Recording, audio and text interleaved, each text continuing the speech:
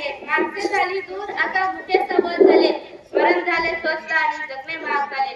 मरण झाले स्वस्त आणि जगणे महाग झाले. नमस्कार, मी आर्य पुंडलिक लोखंडे. सर्वप्रथम तुम्हा सर्वांना प्रजासत्ताक दिनाच्या हार्दिक शुभेच्छा. आज आपण आपल्या भारताचा 76वा प्रजासत्ताक दिन साजरी करत आहे. त्यानिमित्त मी तुमच्या समोर जगणे महाग होत आहे हा विषय मांडते. जगणे महाग होत आहे हे वाक्य कधी काळी तुम्ही तुमच्या वडीलधाऱ्या माणसांकडून ऐकलेच असेल. आता ते सत्य होत आहे, कारण आजच्या या नवीन युगात माणूस नक्की स्वतंत्र झाला आहे, पण त्याचा मेंदू मात्र नीती गोष्टीमुळे गुलाम झालेला आहे. त्याला जगणे म्हणजे नुसते गेम खेळण्यासारखे वाटत आहे. त्यात एकदा मेल्यावर पुन्हा खेळता येते, पण तो हे विसरलाय, जिंदगी कोई खेल नहीं, ये सफर है मौत का. जिंदगी कोई खेल नहीं, ये सफर है मौत का. मरना तो सबको यार, अरे मरना तो सबको यार, अरे दम तो जिंदगी जिके दिखा, जिंदगी जिके. मित्रांनो, जीवन हा सुंदर अनुभव आहे आणि तो प्रत्येकाला अनुभवायला हवा. पण या स्पर्धेत युगात माणूस जगणं विसरत चाललेले. आज ज्याच्याकडे बघाव तो आत्महत्या करत आहे.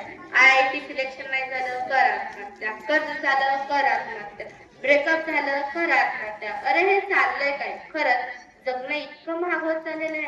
त्यासाठी आपल्याला या प्रश्नाचे उत्तर शोधण्यासाठी कालचे जगणे आणि आजचे जगणे याचा तुलनात्मक अभ्यास करावा लागेल. पूर्वी माणसे एवढी प्रगत नव्हती, पण समाधानी होती, कारण निसर्ग आणि माणूस यांचा समतोल होता. एक थोर विचारवंत म्हणतात, nature can feel me not a free. म्हणजे निसर्ग हा तुमच्या गरजा अवश्य भागू शकतो, पण लोभीपणा मुळीच नाही. हल्लीची माणसे लोभीच होत चाललेली आहे. त्यांच्याकडे मोबाईल नावाचे यंत्र आलेले आहे, त्यामुळे त्यांना जग जोडले गेलेले आहे, पण हल्ली तो एकटा पडत चाललेला आहे. आज टेलिस्कोपच्या सहाय्याने आपण आकाशातील चंद्र तारे अगदी सहजपणे पाहू शकतो, पण त्याच्या आपल्या आजूबाजूला काय चालली याची कल्पना सुद्धा नाही.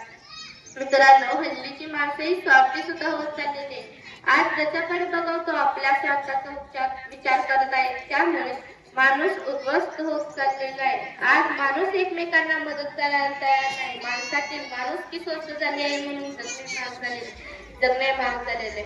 मित्रांनो, माणसाचे जगणे महाग होण्यामागे तंत्रज्ञान व औद्योगिकरण जबाबदार आहेत असे मी मुळीच म्हणणार नाही, कारण माणसाचे जगणे महाग होण्यामागे फक्त माणूस आणि माणूसच जबाबदार आहे. तो कधी जातीभेदाचे राजकारण करतो, तर कधी कधी छोट्या गोष्टीमुळे दंगे उभा करतो.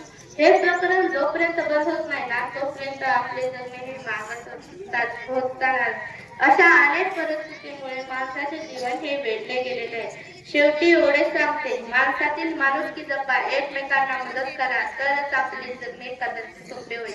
असो, हा एक बुलंद विषय आहे व यावर बोलण्यासारखे भरपूर काही आहे, पण वेळाच्या आणि काळाच्या बंधनात प्रत्येक जण अडकले आहे. त्यातून मी तरी कशी सुटणार? म्हणून शेवटी एवढे सांगते, जीवन हे खूप छान आहे पण लहान आहे. जीवन हे खूप छान आहे पण लहान आहे.